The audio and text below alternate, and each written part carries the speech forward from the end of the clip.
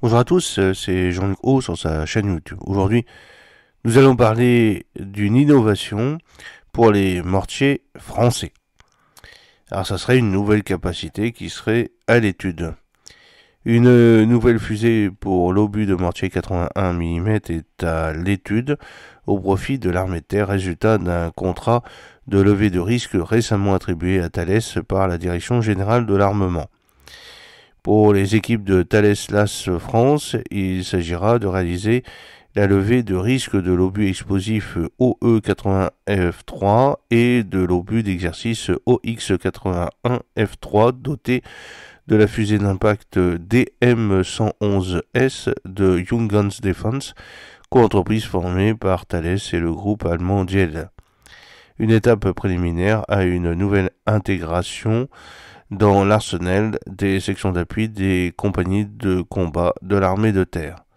Ce contrat notifié début décembre pour près de 1,9 million d'euros se subdivise en 3 tranches. Une tranche ferme pour la levée de risque proprement dite et 2 autres optionnelles pour la fourniture de fusées et d'empennage. L'intérêt de cette fusée d'impact avec ou sans retard, c'est un degré de sécurité lui permettant de se conformer à la norme STANAG 4187, auparavant traitée manuellement en amont du tir à l'image du retrait d'une goupille. L'une des deux sécurités déclenchant l'armement repose cette fois-ci sur une opération effectuée de façon autonome par détection d'un environnement de vol, explique Guns Defense.